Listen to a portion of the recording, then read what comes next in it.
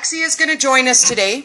We are doing Motivational Monday, and we're going to talk about embracing your alter ego. So we're just going to wait for Lexi to pop in. I don't see her as of yet, but the notifications went out and she knew what time we were going live.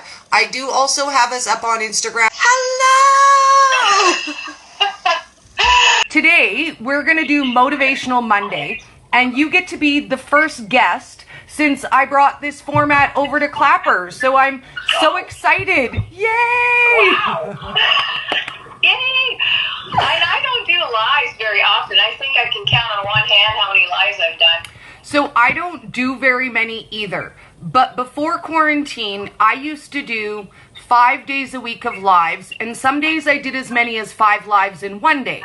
So I decided, you know what? Everybody sees how busy I am on Clapper, and they don't realize this is the lazy version of Dory.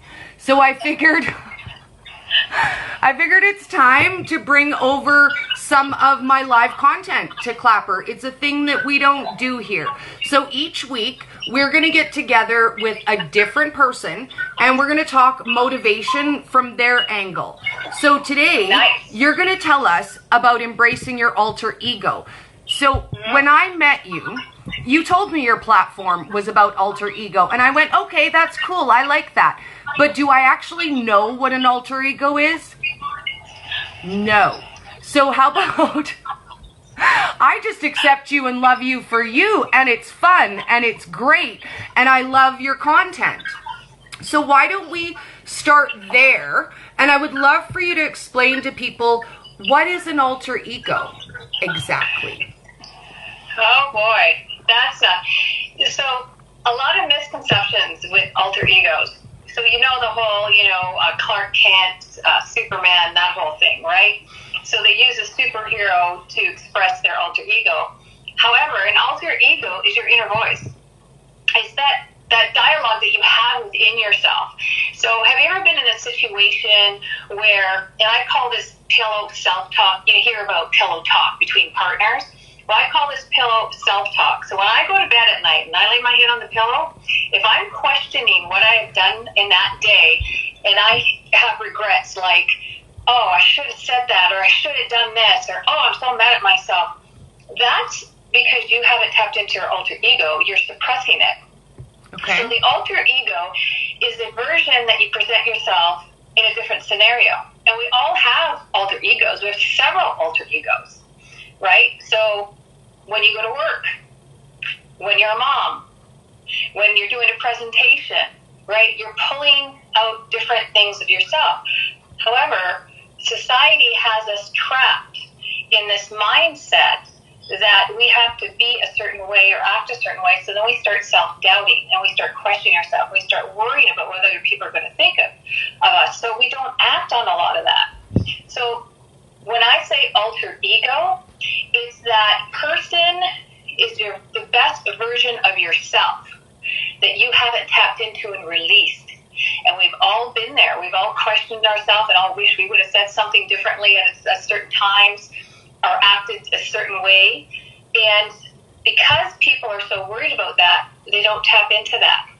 So alter ego to me is those deep core desires in the person that you are truly wanting to be. A lot of people say meant to be or be your authentic self.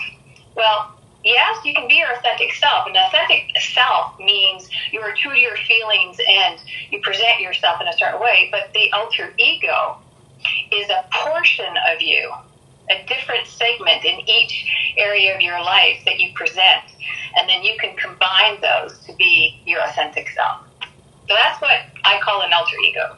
I love that. And I think a lot of people here don't know you from your alter ego, because when I met you and you started Clapper, your alter ego runs all of your pages. So I think a lot of people might be shocked to know that you're not actually Lexi.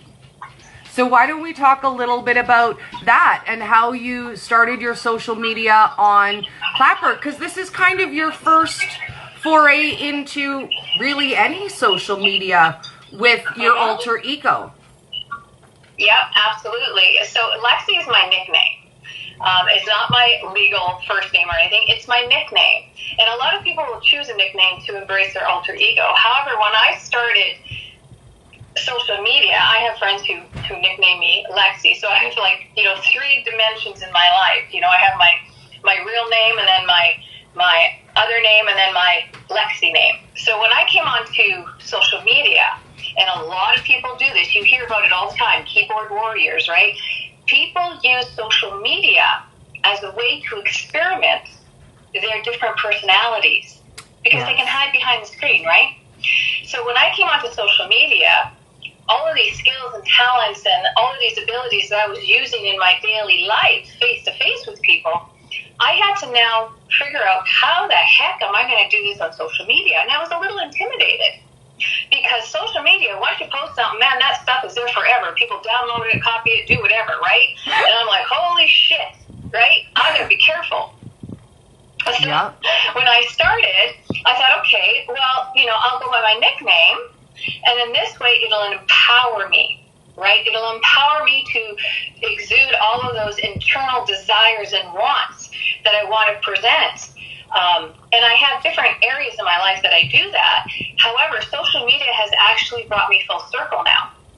So in my social media persona, it is me you're seeing. However, you are seeing segments of my alter ego coming out. And if you have followed me from day one, I don't know how many months I'm on here, maybe 6 now, you would have seen the change progressing because I push my limits and I dig down deep because this is a platform, this is a great area where you can experiment with that. And case in point, have you ever been on a trip, a vacation with a bunch of friends? You've never been to that city before, and you decide, oh, I'm going to wear this outfit. You would never wear it in town, right? And I'm going to dance on tables or whatever because you're in a new environment. You're not in the judgmental area of where you're trapped. Yes. And what I mean by trapped is society, the places you grew up in, your parents' home, maybe your friends and family that know the old version of you. So when you go away on vacation, you get to experiment and dig that alter ego out. Yes. Now the trick is, when you dig it out, can you keep playing it, right? Can you keep accessing it? Yes. So then what happens is people come back to their trapped life and they suppress it again. So social media, I find a lot of people that I've met on social media are totally different or have evolved in this realm opposed to their daily life. They would have never evolved as much as they do through social media. Well, and I get that. And I think that when you're on social media and when you're viewing someone, I mean, we don't need to get all into parasocial relationships, but you feel a connection to someone. You think things about them, you assume things about them. I think a lot of people think that who I am on social media is different from who I am in real life. It's actually not, though. This is how I behave everywhere. Right? I'm not much different in my real life because different areas. Like if you see me in my work environment, you see part of me, what you see on social media, but then I have a professional side, right? And we all do that. However, there's not too many that can fully express themselves. And what I've really discovered, especially with Clapper, is that this is one of the only platforms that I've been able to come across that you can be yourself, right? Like you can express yourself. People are still having a hard time with that. I see a lot of profiles that they're exuding somebody else or somebody different, or they're falling into this box, right? And then I see a lot of us who are just doing whatever we want, right? Different things from here and there. Like my platform, I don't choose to post daily. I don't share my daily lives in and out, but you see bits and pieces of what's inspiring me to post at that moment. For me, the motivation to post is so absolutely random. I will see a thing or see a meme, and then I'm like, oh God, that's funny. I need to turn that meme into a video, and then I need to put my face in that video. And those are the weirdest ideas come to me in the moment. And I will say, I post what I want, when I feel like it. I don't have any schedule. There's no set style to my content. On my page, you'll see everything I think is cool. Like if I think it's cool, it's there. And I love the freedom that Clapper gives us to be able to branch out. They don't expect you to niche down as much as a lot of other platforms. So let's touch a little bit on that, because again, you started Clapper, but you're also starting all of your other social medias kind of around about at the same time. So for you have brand new eyes on social media, and that makes me so curious about what you think about Clapper in comparison to other platforms. And I hate to put you on the spot, but like, hello, spot, Lexi, there you go. So, first and foremost, I'm glad that I have evolved in my life and embraced my alter egos, so to speak, before I jumped onto social media, because I see a lot of people out there who are not there, and they're struggling. They're struggling emotionally, with the impacts of social media. A lot of people take things personally. There's a lot of stuff going on in social media, interpersonal play and negativity and so forth. However, when I started to research social media, like you've got your Instagram, your typical Facebook. I mean, I had Facebook for years. I deleted that stupid thing, I don't know how long ago, and I just reactivated it just around the same time I got into Clapper, about 6 months ago. So I just newly are into Facebook again, but I don't do much on it. My most activity is here, a little bit on Instagram. I did a little bit of experiments on TikTok, like in January to March, but that's all predetermined stuff, right? Templates, and you just copy people. But it was a good platform for me to start, to get used to seeing me on video and to get used to, getting comfortable with the camera. Yes. So with this platform, it's a perfect area for my experience for embracing the alter ego, right? And actually getting out of that comfort zone. So when you are trying to embrace your alter ego, the best test I can give you is the pillow test. Okay. You're going to bed at night and you're questioning or you're second guessing what you said or did or should have said or wanted to say, then there's a problem, right? And it's not about being your authentic self. It's on that territory that you did that with. So it could have been at work. You had something at work and, your boss gave you shit and you, in your mind, you wanted to tell them to F off. Well, I don't suggest that, but you wanted to express your feeling and you didn't, right? Yeah. And this is where we are trapped in our mindset on how we were raised or what our expectations are or how people expect us to act. But definitely, Clapper is a definitely great platform to experiment that and get that alter ego out. And I want to express something here, because a lot of people think having your alter ego or tapping into your alter ego is being fake or pretending to be somebody else, and it's absolutely not. This whole thing, fake it till you make it, I detest that statement, because if you are doing something or you are stating an alter ego and you are doing it to deceive or to lie or to get something deceptively out of that, then that's not embracing your alter ego. Okay. What embracing your alter ego is actually tapping into those desires, where you think, oh, I wish I could stand up on stage and be a speaker. And what I've done through my life is every opportunity that I was put in, that there was not my trapped environment around, and I had the ability to present myself and to pull on those strengths, I took that opportunity. And then from that, I basically activated the person I wanted to be and eventually became the person I am and I want. So I was always in there. I just had to bring it out. But we can't do that in a trapped environment.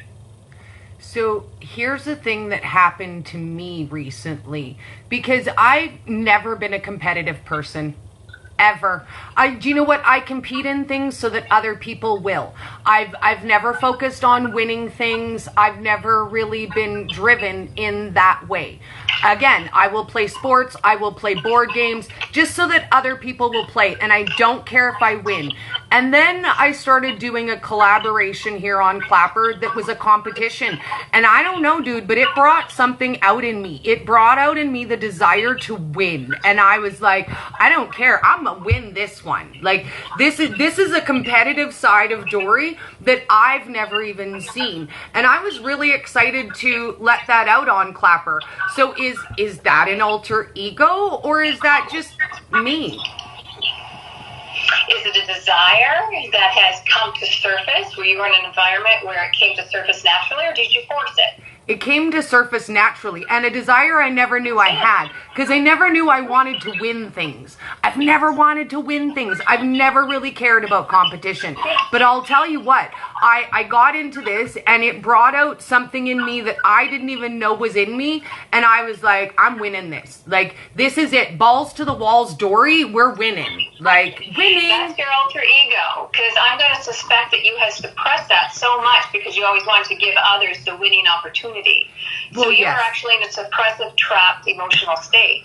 And then now you've released it and you've discovered that this is something you actually like. Yeah, that's part of your alter ego. That's a deep core effect, right? So when you say that out loud, it catches me in all of the feels, because I can remember a time when I was competitive. And the reason why I stopped being competitive is because the people around me were such sore losers that it was easier to let them win and just take joy in the participation than the desire to win the thing. Because if I won, then it was all misery. So if I let them win and I convinced myself that I really didn't care that much about winning, then everybody had fun. Everybody has fun. Yep, but at your expense. So unconsciously, you like to win, but you put that aside. So eventually, what would have likely happened, you would have built resentment, little by little by little, and then wanted... Oh, hang on. We're going to have to decline that. Sorry, we froze you for a second. I had an incoming call. So you were just about saying you would build up resentment.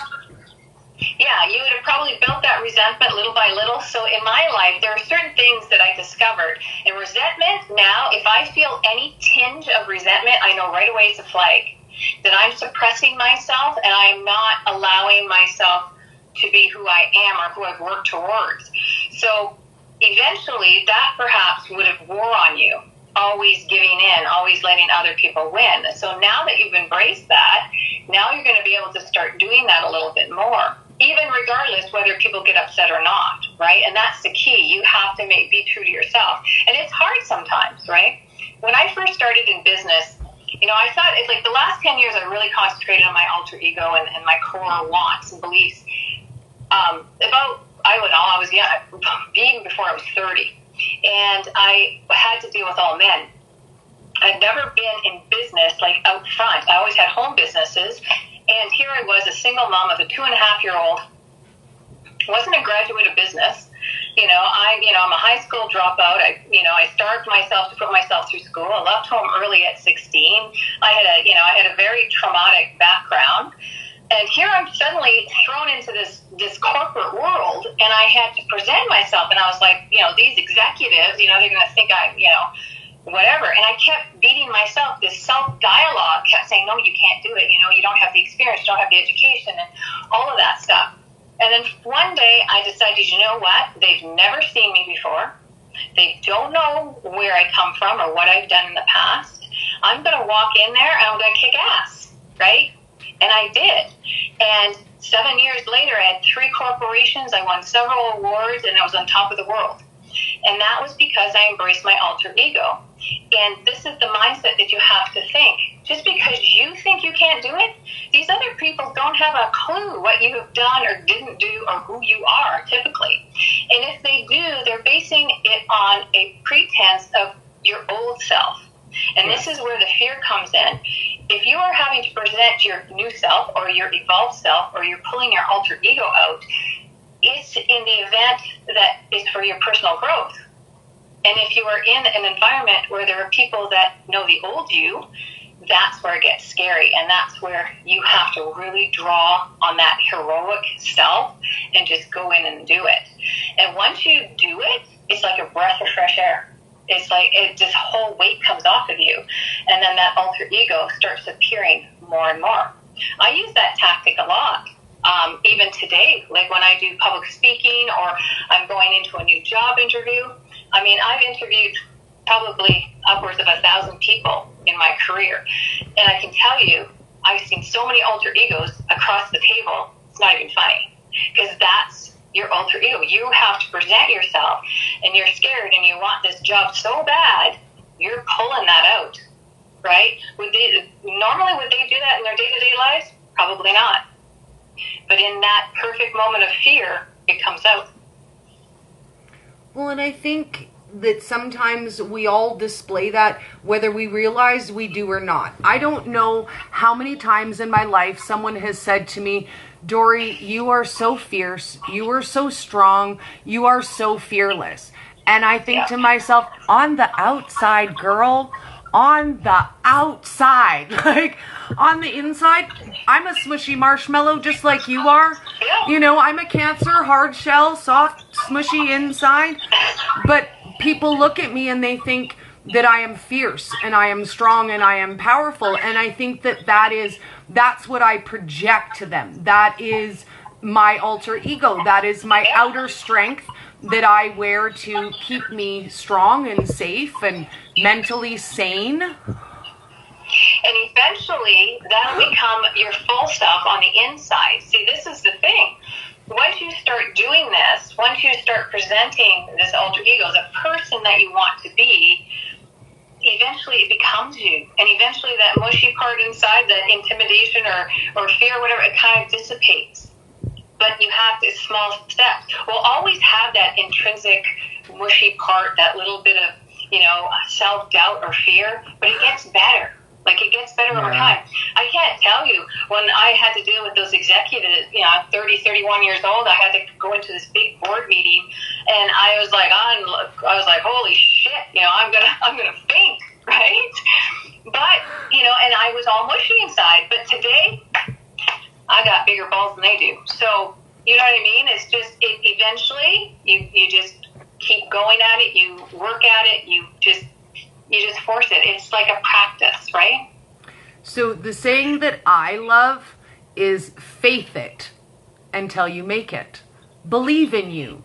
Believe in what you're doing. Believe in you until you are the you that you believe that you can be. Faith it. Faith it until you make it. Faith it until you make it, I have a little problem with that, and I'll tell you why. Because your authentic self is not faking it.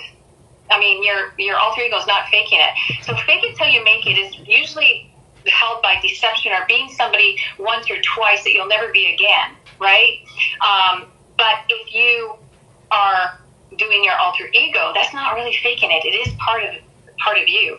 Because a lot of people misinterpret that, right? That alter ego is faking it, but it's not. It's practicing it. It's actually activating a core intrinsic skill set, passion, desire within you and bringing it to surface. Where faking it is pretending. It's like Halloween, putting on a costume and pretending, you're a barmaid for once and you would never do that again, like, because it's not really you, it's not your authentic self or whatever. So that's that. I know a lot of people use that, but for me, it's a little different in my mind, because when I talk about alter ego, it's not about faking, it's not about pretending. It's actually pulling on that core inner self, because we never want to be deceptive. And there are a lot of people who will say, oh, I have an alter ego, and then they have a character, and it's just fake, right? It's not really their personality. And you can tell by the display of that character. So how would that relate then to the concept of, say, role play? Because I feel like role playing would be more similar to an alter ego dynamic, because that is still you. I'm still the rich lady with the pool boy. You missed a spot. I'm just saying. Be the person you want to be, right? What do they say? Dress for the part, the position you want. Yes. Well, exactly it. That's exactly what you're doing. You know, so we talk about it a lot in my, because I'm business development and all that kind of stuff in my career. We talk a lot about dressing for the part that you want, because that whole action of dressing the part actually does a stimulation in your mind, and it gives you that confidence, right, that you are that person, and then that in turn pulls out all of those core things, and then you become this alter ego for that moment in time when you're at work. When you go home, you turn into your husband or whatever you do at home. But yeah, dress for success. You're right. Role play. Well, in every few years, I used to go with my cousin, and we would go to a town where nobody knows you and be like, hey, nobody knows me. You don't know me like that. I'm going to do what I want. And I could be whoever I wanted to be. I mean, I was always still Dory, but I could be, the brave side of me. I could be the bold Dory, and nobody could judge me because ain't nobody here even knows me. I'm on vacation. And that's your alter ego, right? And that's what we talk about, being in a suppressed, trapped environment where people, you're expected to act a certain way, or you feel you're expected to act a certain way, or you're afraid of what other people will think because they've known you for so long in this kind of personality. And so when you act out of that, I'll give you a perfect example. Okay. So my mother always says to me, well, I know exactly how you're going to react. I've known you forever. And I'm like, no, you haven't. Like, that was the old me. This is the new me. So when people say that, I always say, you're talking about the old version of me, because that's not me anymore. I don't act like that. I don't do that. I don't care for that anymore. So a lot of people, that's why we're trapped, because if we act outside of the personality that they're used to, then something's wrong, or we get judged, or, they make some comments, and then we start repressing again, and then that's where the little resentment and then we just kind of hold it all in, and we never are able to embrace that part of me. So if you do what you did, Dory, like go somewhere where you've never known somebody, or if you start a new job and there's another perfect way, or if you're going to, a conference, for the first time and you don't know anybody, these are places where you can get comfortable and you can practice or activate those things that you really want to be, and then you start feeling more comfortable, and then it's transitioning that into your comfort zone at home, right?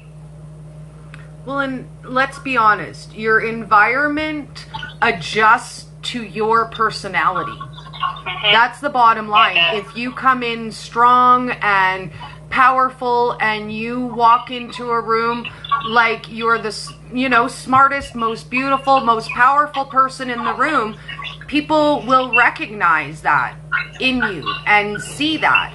So let's talk a little bit about some of the beginning steps.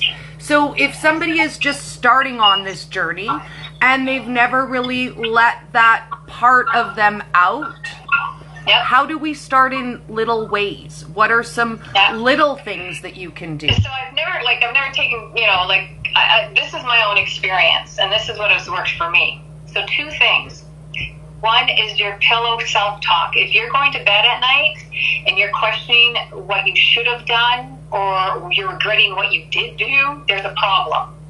So you need to really think about why it is that you didn't say the things you wanted to say or do the things you wanted to do that day. Because most of us, at least I used to go to bed at night and go, oh my God, I should have freaking said that. I'm so mad at myself, or I should have did that. Oh, if you're doing that, you're suppressing yourself. You are in a trapped environment, or you're allowing yourself to be trapped. So that is your alter ego talking, right? Your deep desire was wanting to say those things. Okay. So that's the first clue. So make an observation of what that is. Write it down even, what that event was. Was it at work? Was it a family event? And then start analyzing why and pinpoint why. Maybe it was an uncle that you're intimidated at, and you were afraid to say anything. And start working that way. Number two, this is kind of a fun trick. So have you ever heard of the Myers-Briggs personality test? I mean, there's lots of personality tests, but Myers-Briggs is one of the most famous tests. And you can find it online. It's got 16 personalities. Okay. So what I do, and what I suggest people to do, is go on there and do the personality test. But when you first do it the way you have reacted up until yesterday, right? To whatever scenario they ask you. Then repeat it, but do it in the way you truly wanted to react. Not the way that you reacted, because and most of the time we react the way we want, but there's a lot of times we react because of what society's expectations are, or what have you. Yes. And then look at the difference. And then pull up your personality profile side by side and look at the different traits. And then once you see there are different traits in the second one, then you know you have not been honest with your alter ego. You have not embraced that core inner self. Okay. Now, the alter ego, Todd Herman actually wrote a book called The Alter Ego Effect. Okay. And he actually has a step-by-step process about building this alter ego. And you've seen sports people. You know how people say, oh, I'm in the zone? You know, you have a baseball player or a football, oh, I'm in the zone? Yes. They are creating an alter ego. So a lot of people will be different on stage. Like, say, Beyonce, she created an alter ego in order to perform on stage. So when she got on stage and she got dressed up, she was that persona, right? And a lot of people use trinkets.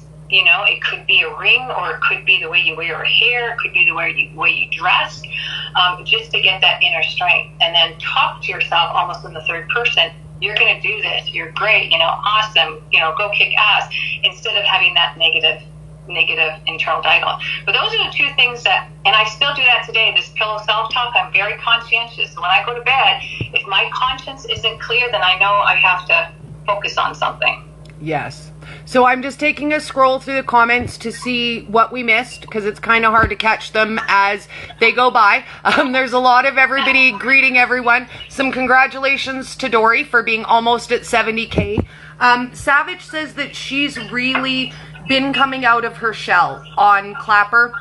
And then we have some comments saying yes, that they have seen that. And I really think that Clapper is a great platform for that. It really allows you the opportunity to be able to do that.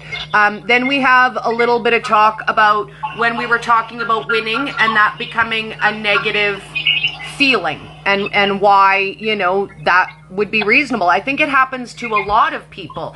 I think we give up a lot of the things that are important to us and that we want because it causes friction. And, it might be an issue for someone. So how do we make ourselves our own number one? Because I think that's what all of this comes around to. If you're suppressing yourself, if you're not saying the things that you need to say. And I know a lot of people need this permission. So I'm going to ask you, how do we give ourselves permission to be number one? That was tough for me personally, because I'm a giver, right? And I'm a person that always wants to extend help in that. But you have to draw the line for your own sanity. So how do you do that? Well, it's going to sound cold, but I'm just going to say it like it is, because, this type of my life, I really don't give a shit. So you have to be selfish, because if you are not selfish, at the end of the day, who's going home with you? Who is caring for you? Even though we have somebody perhaps in our bed, our partner beside us, at the end of the day, we're alone. Period. Nobody can truly understand the dynamics of the human mind and human emotion. They may relate or say they understand, but nobody can relate to you. So you have to be selfish, and you have to say no when it needs to be no. And unfortunately, it may be at the cost of hurting somebody, but you can do it in a way that you explain it, or you say, listen, this is really not working for me. This really causes me stress or whatever. I respect you at the end of the day, but I can't do that. So you have to be selfish. When I first started saying no, I used to cry at night because I had so much guilt in me. Because it was an expectation of them, because that's the type of personality I was. But in order for me to help others, I needed to help myself. So you have to say no. You have to kind of be cold. You have to realize at the end of the day, whether they're judging you on what you're eating, where you're working, or how you're making money, or whatever. At the end of the day, are they paying your friggin' bills? Are they going to be there at the end of the day to, do your laundry or care for you when you're sick in bed with a cold or whatever? You kind of got to look at it that way, right? Because how many of us have been in a situation where we extended help, and then when we need help, everybody's gone. So it's kind of a balance, right? You got to pick and choose. It's like picking your battles. You got to pick and choose what you're going to extend help to and what you're going to not. And when you feel like you're getting to the limit where it's overextending you or it's costing you heartache, if you're helping somebody and it's costing you heartache, that's a big sign. No. Don't set yourself on fire. Don't set yourself on fire to keep somebody else warm. That's the golden rule, right? And well, look at the airplanes, right? They always say put the mask on you first before you even assist your child, for goodness sakes, right? Yeah. Because you can't help your child if you don't have any air, right? Same thing. And speaking of, I don't give a shit. If you guys need a reminder, I am sipping out of my Lexi mug right now off of Threadless. So if you need a reminder every day that you need to don't give a shit, you can get yourself a mug or a t-shirt or a notebook, because I feel like this is a reminder that I need lots of days. Lots of days I wake up and I feel like I'm super stressed out about things that in the long run aren't going to matter. My sister used to tell me the 5-year rule. So if you're upset about something now, will it bother you in 6 months? Will it bother you in a year? Will it bother you in 5 years? If this is not a thing that's going to bother you in 5 years, it's an I don't give a shit thing. I don't give a shit. So the I don't give a shit, I talked about it a little bit before. It's not an arrogant saying to me. It's actually a self-preservation saying to me. Because I'm saying, listen, at the end of the day, I really don't give a shit, because I gotta go home to me, It's not that I hate you or I dislike you or whatever, but at the end of the day, I'm the one who's got to take care of myself. So, and when you were talking earlier, a thought came to mind is about the 5-year rule. We, in years from now, we are never going to remember our intentions or typically our feelings about what happened, but we're going to remember on how we acted, what we didn't say or didn't do. And these are the biggest regrets in people's lives is, they're sitting on a rocking chair and I should have did that, or I should have done that, or I should have said this. But they don't really remember too much of the emotions or the finer details of the situation, but they remember the impact of why they didn't act. Well, and none of us want to be sitting in our rocking chairs years from now and thinking about the things we coulda, shoulda, woulda done. So I say, let's challenge ourselves now. Let's grow to be the best version of ourselves now. And if this is a journey that you're starting or you want to start, then I invite you to follow Lexi's page and go along this journey with her. Go back in some of her content and see where she began. I promise you, it's not as hard as going back in Dory's page. It's all good. Well, I've deleted a lot. I've removed a lot from my profile, but I did leave a few at the beginning. And one of the most significant ones is the I don't give a shit video. That was my first viral video. And when I made that video, that was literally my alter ego. That was an alter ego coming out. And that was a test for me, right? And I was like, hell yeah, right? So yeah, definitely. But yeah, I've deleted quite a bit. I mean, I've kind of changed a lot of things. I removed things that had dates or times or whatever that were no longer significant, but most of it's still there. Well, I'm excited because, I get kind of like the friend inside Edge. And although you're not technically my life coach, you're helping me with some of these things too. I have changed a lot in personality since I met you, because seeing you be brave helps other people be brave. So I really want to take a moment to thank you and for bringing this concept, this idea to Clapper for us to share in, because it's a concept I never really gave a lot of thought to until I met you. Well, I haven't, one thing I haven't done on my platform, I speak of it, but I haven't done a lot with it yet. And because I really didn't want to go down the road where, it's like a dual personality thing, Mm-hmm. I'm this person and I'm this person, because it's really not about that. You see a lot of that, in cosplay and Halloween and stuff like that, which is fantastic. And you can actually tap into your alter ego through those. They're great tools to use. But I wanted to go down the realm of using it in different places in your life, right? Whether it's business or home or school or whatever have you. So I made it look, I'm actually embracing another alter ego here, turning gray. So, the whole other alter ego. And this is actually a perfect instance. So every time I dyed my hair for the last 2 years, I was like, I got to stop. I want to embrace this gray, but I was suppressed. I was like, oh, people are going to say this, or oh, I'm going to look older. Ooh, I had all these things. And then I stopped myself the other day and I thought, wait a minute. I'm doing that same pattern I did, with these other things, but I've overcome those other things. Why am I doing it with my friggin' hair? So I decided to do that post. So I'm going to own this. I'm going to post about it, and I'm going to embrace this alter ego. This is the person I am, and I'm going to let her come out, right? And I've been wanting to do this for 2 years.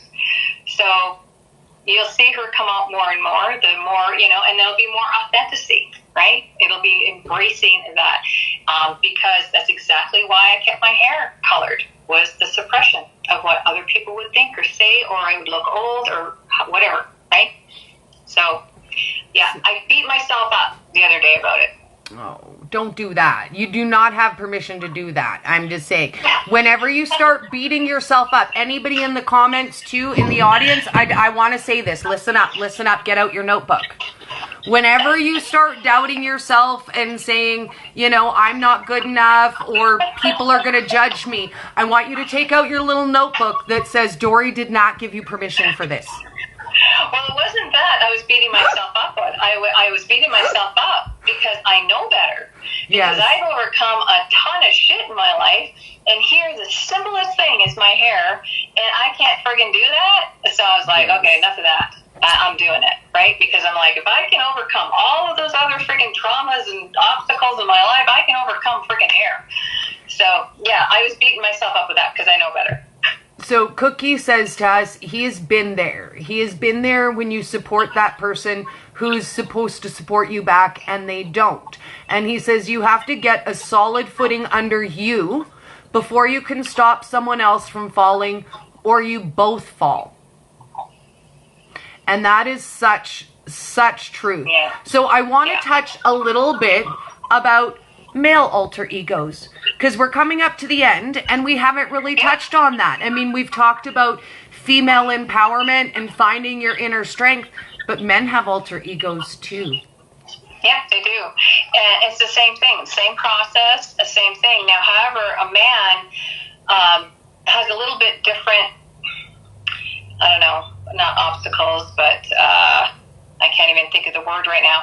They have a different presentation in society than women do, right? So they're expected at a different level to act a certain way. So for them to embrace their alter ego becomes even a little bit more complicated. And they have to do it in different environments just like we have. However, most men tend to internalize more than women, and they tend to suppress more than women. And that's where this anger comes out, or this depression or anxiety, frustrations, and this power drive that men have, right? But it's the same process, absolutely same process as we do it.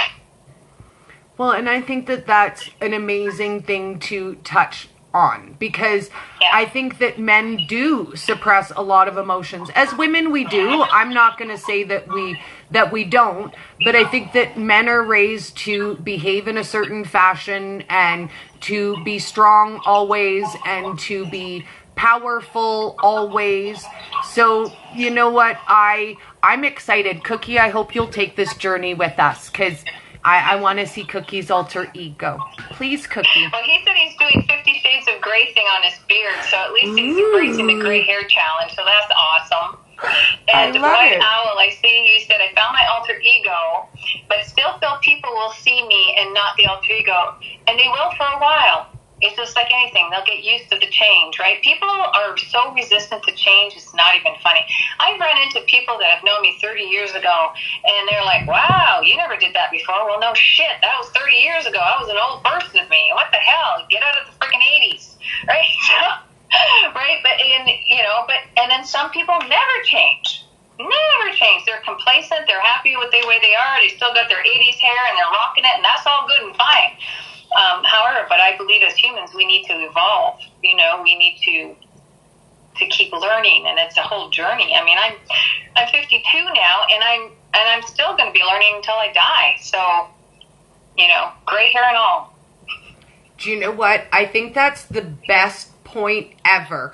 And this is totally unrelated ending, but I want to say that right there is the mark of an expert. Whenever someone says to me they're an expert in something, I go, no, you're not.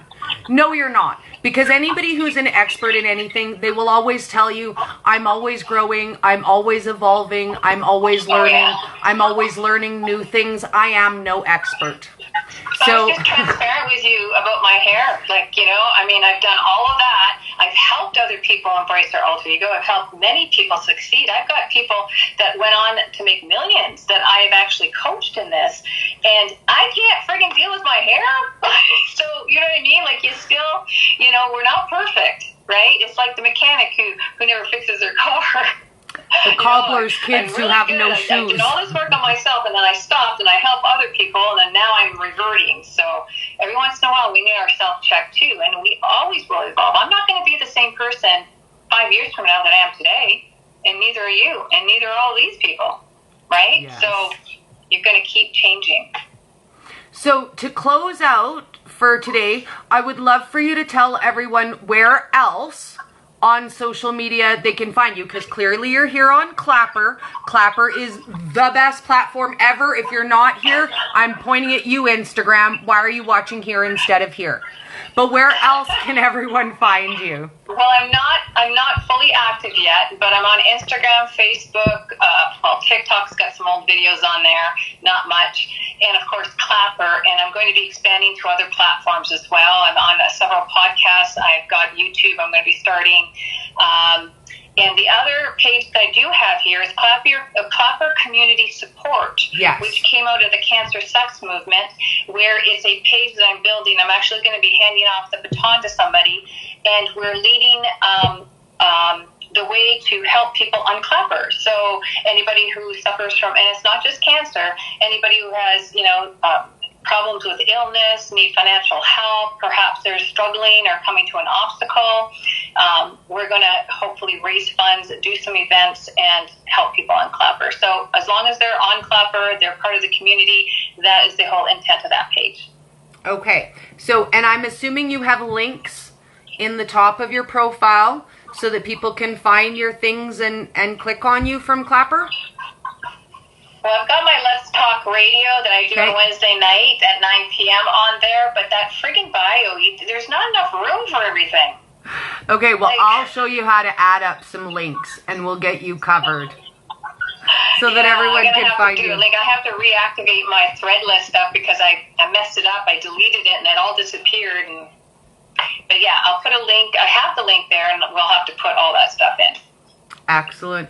Well, thank you so much for being our first official Motivational Monday guest, and for sharing all of your wisdom with us, and for teaching us how to be a stronger version of ourselves, and teaching us sometimes we gotta just don't give a shit. Yeah, just don't give a shit. Activate those internal core values and beliefs that you really want. And 2 tests, right? Your pillow self-talk. I'm not talking about the whole partnership pillow talk bullshit now. Your self-pillow talk. If you're going to bed at night and you're questioning what you've done in the day and you regretted not saying something or not doing something, time to tap into that alter ego and do it. So we're going to do that. Stay tuned. Have a great night. Thank you so much for your time. Thank you so much for having me. It was fun. Bye, darling. Have a great day, guys.